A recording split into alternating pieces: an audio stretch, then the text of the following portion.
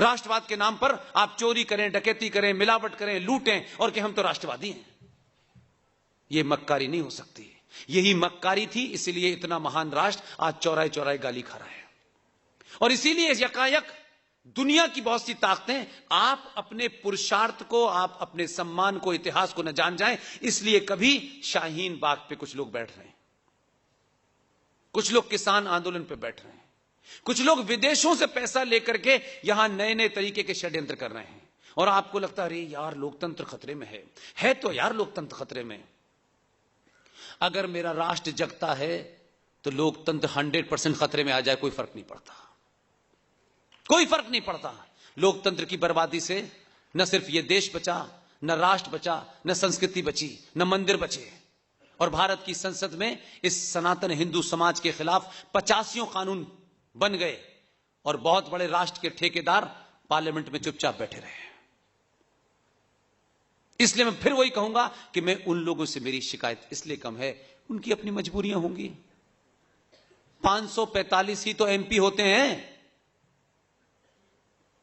इस 90 करोड़ में से 10 करोड़ तय करते कि यार इस बात को हम जन जन तक पहुंचा देंगे और लोगों में अवेयरनेस पैदा कर देंगे, तो आने वाले जो वोट मांगेंगे उनका गला पकड़ लेंगे। आपकी तुमने इतना खतरनाक कानून पास कैसे होने दिया? और अगर पास हो भी गया था तो हमको चिल्ला चिल्ला के सड़कों पे क्यों नहीं बताया? हम धरना प्रदर्शन उसी दिन से करते। आज 2013 में पास किया कानून, 2021 में कोई बता नहीं रहा आपको, न बताना चाहता है। किसका दोष है इसमें? कांग्रेस बीजेपी, कांग्रेस भी ठीक है, राजनीति के लिए आप इस्तेमाल कीजिए। मैं यहां राजनीति करने नहीं आया हूं। अगर मुझे पता चल जाए कि इस हॉल के अंदर बम रखा हुआ है, मान लीजिए थोड़ी देर के लिए मुझे पता चल जाए और मैं आपको न बताऊं और आपको बाद में पता चले कि तो उनको पता था, क्यों नहीं बताया इन्होंने, तो आप क्या कहेंगे? क्या आपके मन में विचार आएगा? आप किसको दोष देंगे? आप हॉल वाले को देंगे? आप कहेंगे यार इस आदमी को पता था, ये 2 घंटे से बोल रहा था, इसको पता था बम रखा है, तब भी इसने बताया नहीं। ये नहीं हटा सकता था तो चिल्ला तो सकता था, 100 में से 10 लोग तो बच सकते थे, और उसको फिर बता ही नहीं रहा है। इसलिए मेरा गुस्सा है। 1991 में भारत की संसद के अंदर एक कानून बना, प्लेसेस ऑफ वर्शिप एक्ट 1991। सुना है आपने किसी ने? हाँ ना में बताइए, सुना? आप सोचिए, ये मेरा दुख है। इसलिए दुख है, 4 साल हो गए मुझे। मैं नहीं मानता कि मैं इतना बड़ा आदमी हूं कि पूरी दुनिया मुझे सुनती होगी, मैं नहीं मानता। मैंने जब ये सब शुरू किया तो इस कन्विक्शन के साथ शुरू किया कि रात के 2 बजे हो, रात का 1 बज रहा हो, दोपहर के बज रहे हो, सुबह के बज रहे हो, 50 लोग हो, 500 लोग हो, मैं कभी इस बात के लिए उफ नहीं करूंगा कि यार मुझे सुनने सिर्फ 2 ही लोग आए थे, यार मेरा टाइम वेस्ट हो गया। अगर 2 भी लोग होंगे तो बताऊंगा, और 200 लोग होंगे तो बताऊंगा, 10,000 होंगे तब भी बताऊंगा। यह चिंता मैंने नहीं की कभी, ये सोच के कि मैं बोलता रहूं बोलता रहूं बोलता रहूं। आज की क्रांति जो संचार क्रांति है, उस दौर में देर से सही बात पहुंच जाएगी, और जब बात पहुंच जाएगी तो उसके नीचे से उसको लगेगा कि ये बात मैंने नहीं सुनी थी, तो उसके जरूर यहां से चकचू खुल जाएंगे। इतना ही मेरा एक्सपेरिमेंट था। इसलिए धारा 35A को सुप्रीम कोर्ट में एक टीम ने लड़ा, लेकिन मैंने कहा कि मेरे पास तो एक ही काम है, मैं समाज के हर वर्ग को बताऊंगा कि यह जघन्य अपराध क्या है, यह कितना बड़ा खतरा है। इसलिए मैं कहता हूं कि अगर आज भी इस संचार क्रांति के दौर में जो इतनी सस्ती और फ्री में है, उसमें पैसे नहीं लगते, अगर अभी भी आप नहीं बोलना चाहते, और किस स्वार्थ में नहीं बोलना चाहते, क्योंकि इसे बोलने से आपका कोई नुकसान नहीं होने वाला। 4 लोग समाज में खड़े होकर कहेंगे यार तुमने अच्छी बात बताई यार, हमें पता नहीं थी, लेकिन बोलिए तो। 2015 से बोलते बोलते 3 साल लगे। मैंने कहा बोलते रहो, कोर्ट कचहरी बहुत कुछ होता रहता है। आज भी हमारी टीम के साथी विष्णु शंकर जैन ने 4 बड़े ऐसे जघन्य अपराधों के सुप्रीम कोर्ट में पीएल डाली हुई है। वो लड़ाई लड़ रहे हैं, लेकिन वो एक बहुत छोटा सा हिस्सा है।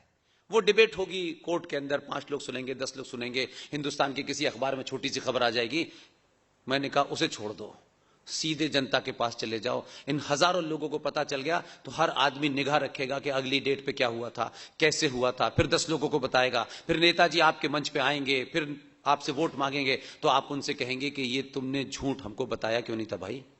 हम चिल्लाते, हम शोर मचाते, हम प्रधानमंत्री पे दबाव बनाते, हम गृह मंत्री पे दबाव बनाते, लेकिन आपने तो हमें बताया नहीं।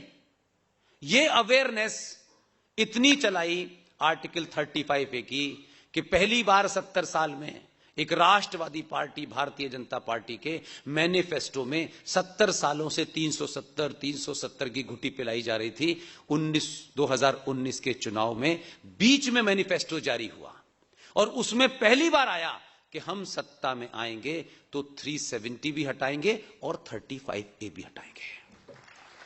इसलिए मैं कह रहा हूं, बोलिए, 2 लोगों में बोलिए, 4 लोगों में बोलिए, 10 लोगों में बोलिए, अगर सच में इस राष्ट्र के प्रति वफादार हैं, नहीं तो आपसे बड़ा कोई गद्दार नहीं है। बोलने के पैसे नहीं लगते हैं और आज के दौर में आपकी बात खाली नहीं जाती है। आप अभी कोई बात बोलेंगे, यहां बहुत सारे लोग, कल भी मैंने देखा मोरबी में लाइव कर रहे थे, मैं यहां भाषण देकर निकला, मेरे पास कानपुर से फोन, बनारस से फोन, अभी आप वहां बोल रहे थे, मैं बोल यहां रहा था, वहां पता चल गया कोई पैसा खर्च हो रहा है। सिर्फ यहीं तक लोग सुन रहे हैं ऐसा नहीं है। इसलिए बोलने से धारा 35A आई, बोलने से दूसरा काम क्या हुआ ये आपको बता रहा हूं, और इसलिए बार बार आपको बोध करा रहा हूं कि इसमें एक पैसा खर्च नहीं है, इसमें कोई समय खर्च नहीं है।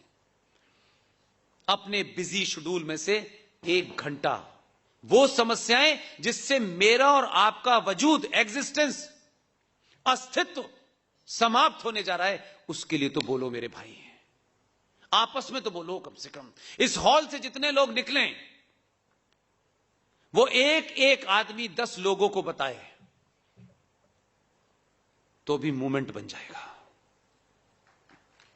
पता तो करें कि असल बात है क्या, इशू क्या है, हम पिट क्यों रहे हैं, हमारा नुकसान क्यों हो रहा है। हम सरकारें चुनते हैं, सरकारें हटा देते हैं, लेकिन हमारी असली समस्या जो है वो हमें पता ही नहीं है कि है क्या। दाल और पेट्रोल और प्याज का भाव आपकी समस्या नहीं है दुनिया के मेरे भाई, ये जीवन का हिस्सा है, चलता रहता है, ये कोई परमानेंट नहीं होता। जो परमानेंट है, जिससे आपका एग्जिस्टेंस ही खतरे में है, उसको छोड़ करके आप प्याज की समस्या पे चिंता कर रहे हैं, तो इसका मतलब है कि आपको असली समस्या पता है, लेकिन आप किसी स्वार्थ और लालच के कारण उस असली समस्या को नहीं बता रहे हैं।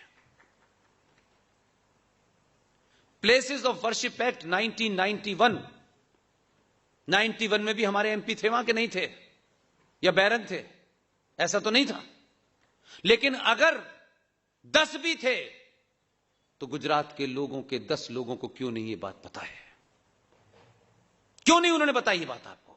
उसका समाधान नहीं निकाल सकते थे आप, उसके बारे में कोई और चीज नहीं, लेकिन हम समस्या को बता तो सकते थे भाई। हो सकता था 10, 20, 50 लोगों में हम ये बात करते, कोई कहता इसमें ऐसा भी काम हो सकता है, इसमें ये भी तरीका हो सकता है, हम किसी ना किसी उस सोल्यूशन की तरफ तो बढ़ते, समाज को नया सोल्यूशन तो देता। इसलिए मैं एक सोल्यूशन के साथ एक समस्या का हल आपके सामने करना चाहता हूं। Places of worship act 1991, Ayodhya का मूवमेंट बड़े क्लाइमेक्स पे था, तो समझौता हो गया अनलिखित, और यह कहा कि आप अयोध्या को निकाल दीजिए क्योंकि इससे तो हमें चलाना है। तो उन्होंने कहा हम अयोध्या निकाल देते हैं और हम एक कानून बना देते हैं, उसमें अयोध्या को शामिल नहीं करेंगे। समझौता तो ऐसे ही होता है ना, जो बाहर नहीं पता चलता कि क्या समझौता किया है, बाहर आके तो भारत माता की जय कह दीजिए, हो गया काम। समझौता हो गया, बताया नहीं गया, समाज को नहीं बताया, आपको नहीं बताया, लोगों को नहीं बताया, और चुप्पी साध ली, और एक कानून भारत की संसद में पास हो गया जिसे आप प्लेसेस ऑफ वर्शिप एक्ट 1991 कहते हैं। उसके तहत यह समझौता हुआ कि देश भर में, औरंगजेब से लेकर के बाबर और बाबर से लेकर अकबर तक ने इस देश में कोई 30,000 मंदिरों को तोड़ करके उन मंदिरों में कहीं मस्जिद बना दी है, कहीं मजार बना दी है। यह सरकारी रिकॉर्ड है, यह सरकारी रिकॉर्ड है।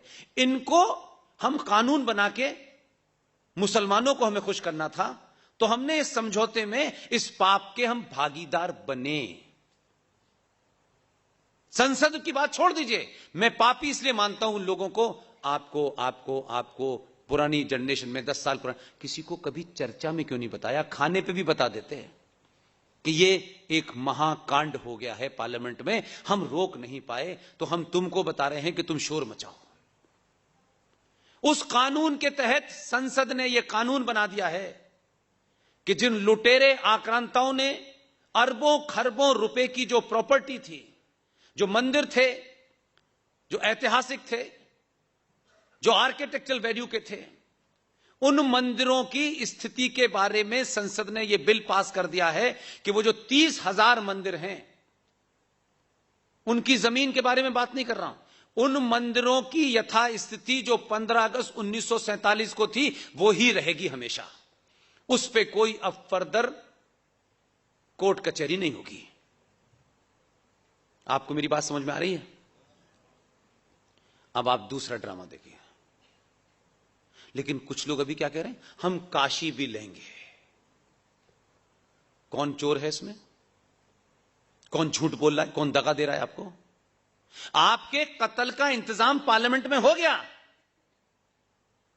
उसमें काशी भी है, उसमें मथुरा भी है, कि इसकी यथास्थिति 15 अगस्त 1947 वाली रहेगी। इस पर चर्चा नहीं हो सकती, इस पर कोर्ट कचहरी में नहीं जा सकते आप। ये संसद ने कानून बना दिया, लेकिन अभी भी कह रहे हैं हम काशी लेंगे। किसको मूर्ख बना रहे हो आप? बताइए। मैं तो खुला सवाल पूछ रहा हूं, कौन मूर्ख बनना है? आप बताएं सर, मैं गलत कह रहा हूं? कहा जा रहा है ना कि काशी लेंगे, बीच बीच में आवाजें उठती रहती हैं, एक आध बात चलाते रहो, क्योंकि इस देश में जो उत्तेजित, नाराज, एंग्री हिंदू है, उसको भी थोड़ा सा कुछ बीच बीच में हवा देते रहो कि हम काशी भी लेंगे। जब संसद में कानून ही बन गया कि इसके ऊपर चर्चा ही नहीं हो सकती, यथास्थिति रहेगी 15 अगस्त 1947 की, तो फिर यह बात आप किसको बेवकूफ बनाने के लिए कह रहे हैं? कह रहे हैं कि नहीं कह रहे हैं, आप मुझे बताइए। और दूसरा पाप क्या छुपाया कि मथुरा नाम की एक जगह है, गुजरात में ज्यादातर लोग कृष्ण भगवान के बहुत से वंशज हैं। मथुरा के अंदर, मतलब ये इतनी छोटी छोटी बातें हैं कि मैं इसलिए, मेरा गुस्सा है, मैं बार बार उन लोगों को टारगेट पे इसलिए ले रहा हूं कि यार आप मक्कारों के मक्कार हो क्या? मथुरा के अंदर जो झगड़ा है, पता ही नहीं आपको। हमने मान लिया, ये समझते हैं देश में कि हिंदू महामूर्ख है, इसे कुछ भी कह दो ये मान लेगा, क्योंकि आप मानते रहे हैं। मथुरा के अंदर जो झगड़ा है कृष्ण जन्मभूमि का और ईदगाह का है कि नहीं? आपको सच्चाई पता है? प्लेसेस ऑफ वर्शिप एक्ट 1991 के तहत सुप्रीम कोर्ट भी महामूर्ख है और संसद भी महामूर्ख है। पूरे चैलेंज के साथ होश आवास में कह रहा हूं ये बात। 1 साल हो गया मुझे कहते हुए। 15 अगस्त 1947 को मथुरा के अंदर ईदगाह मस्जिद थी नहीं। अगर मथुरा में ईदगाह मस्जिद 15 अगस्त को नहीं थी तो यथास्थिति के हिसाब से तो सिर्फ वहां कृष्ण जन्मभूमि होनी चाहिए थी। लेकिन क्योंकि जल्दबाजी में थे तो उन्होंने कहा भूल जाओ, लोगों को कहां याद रहेगा। उन्हें थोड़ी नहीं पता था कि ये आ जाएगा छोटा सा, ये सब पोल खोल देगा। मथुरा के अंदर विष्णु शंकर जैन ने कोर्ट में केस किया है। इसलिए कह रहा हूं कि आज के दौर में अगर आप अध्ययन करें, छोटी छोटी चीजों को जानें, तो बड़े बड़े झूठ, बड़े बड़े पाखंड आपको पता चलेंगे और आपको लगेगा यार आज भी हमें खुले रूप में मूर्ख बना रहे हो यार।